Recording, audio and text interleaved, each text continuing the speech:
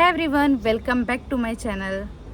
આઈ know guys, મેં 12 થી 13 દિવસથી વિડીયોઝ અપલોડ નથી કરી શકી અને I am really sorry for that. મેં એક એવા જોરદાર સિચ્યુએશનમાં ફસાઈ ગઈ હતી કે તમને આગળ ખબર પડશે. તો આપણે મેકઅપ સ્ટાર્ટ કરીએ અને હું તમને કહેવાની છું સ્ટોરી. એકચ્યુઅલી હું તમારા જોડે સ્ટોરી શેર કરવા માગું છું કે તમને બી ખબર પડે કે મેં 12 થી 13 દિવસ અંદર કેમ વિડીયોઝને અપલોડ નથી કરી શકી. Really guys, thank you so much your patience. મેં ટ્રાય કરીશ કે જેટલું થાય એટલું આ સ્ટોરીને મેં શોર્ટ કરું. તો મેં ગઈ હતી નારિયેલ પાણી પીવા અને ત્યાં મેં મારું પેમેન્ટ કર્યું અને મારું ઓલમોસ્ટ ફોનનું ચાર્જિંગ પૂરું થવા આવ્યું હતું. તો મને એમ કે મેં પેમેન્ટ કરી દઉં, તો મેં પેમેન્ટ કર્યું અને પછી મેં ફોન એક હાથે યુઝ કરતી હતી ને એક હાથે નારિયેલ પાણી પીતી હતી અને ત્યાં મેં 1-2 સેલ્ફી બી લીધા છે. સો પછી મને અંદરની જ્યારે મલાઈ ખાવાનો ટાઈમ આવ્યો ત્યારે મને યાદ જ નથી કે ફોન મેં બેગમાં મૂક્યો છે. ઓકે, પણ પછી મેં ઓટોમાં બેસી અને ઓટોમાં બેસીને મેં મારું હેવી બેગ એડજસ્ટ કરતી હતી and I didn't feel anything unusual. મેં ઉતરવાના પહેલાં બધું ચેક બી કર્યું કે મેં કશું ભૂલી તો નથી ગઈ, but everything felt normal. Suddenly મેં નીચે ઉતરીને મને એમ થયું કે મેં ફોન ચેક કરી લઉં અને જ્યારે મેં બેગ ઓપન કર્યું, my phone was not there. અને એ મુમેન્ટ પર લિટરલી મેં પેનિક થઈ ગઈ હતી અને મને એવું ફીલ થયું કે મારા પગ નીચેથી જમીન ખસી ગઈ છે.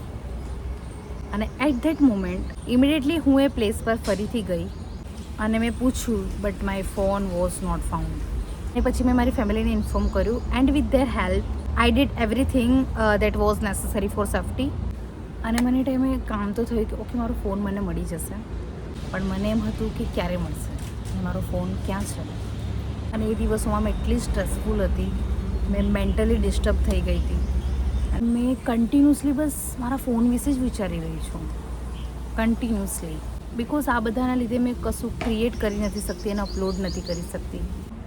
અને જે બી પ્રોસેસ હતી મેં બધી કમ્પ્લીટ કરી અને પછી મેં ઘરે આવી તો મેં મારા આઈપેડથી લોકેશન ટ્રેક કર્યું તો મને લોકેશન મળ્યું એક જગ્યાનું, બટ મેં શ્યોર નથી કે મારો ફોન ત્યાં જ છે. એઝ ઇટ ઇઝ 5-6 દિવસ તો એઝ ઇટ ઇઝ એ લોકેશનને મેં જોવામાં કાઢ્યા, બિકોઝ મેં જઈ ના શકું ત્યાં અને મેં જવું બી તો એવું તો પોસિબિલિટી નથી કે એમ લોકો મને તરત મારો ફોન આપી દેશે. ઇન કેસ મળી બી ગયું તો મારા 5-6 દિવસ તો આ બધામાં જ નીકળી ગયા. અને પછી મને એમ થયું કે મારે આ લોકેશન પર જવું જ છે, કંઈ બી થાય મારા લોકેશન પર જવું છે. તો ઓલમોસ્ટ 8 દિવસ તો જતા જ રહ્યા હતા. પછી મને એમ થયું કે હવે તો આ લોકેશન પર જવું જ જોઈએ. તો પછી નેક્સ્ટ ડે અમે લોકેશન પર ગયા અને પણ ત્યાં 3-4 ઘરો બંધ હતા અને એક ઘર ખુલ્લું હતું અને ત્યાં આજુબાજુ 3-4 ઘરો બંધ હતા.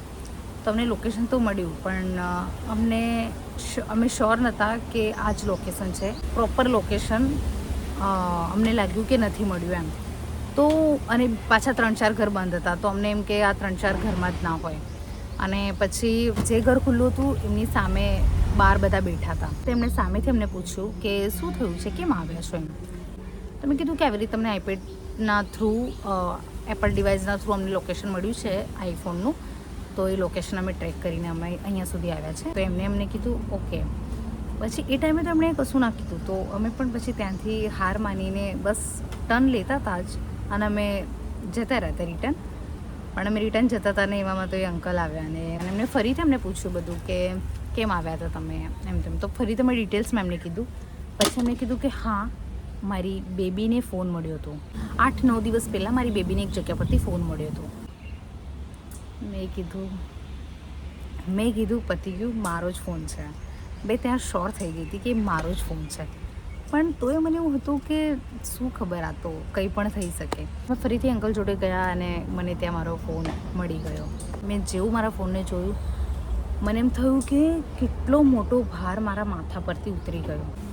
નાવ આઈ એમ ઓકે. અને મને એમ થયું કે મેં તમારા જોડે શેર કરું and you deserve to know. Thank you so much for your patience, love and support guys. But now I am back અને હું જલ્દી જ અમેઝિંગ કન્ટેન્ટ સાથે આવી રહી છું. સો સ્ટે ટ્યુન અને like, share and subscribe to Aastha સાટ. Bye, take care and thanks for watching.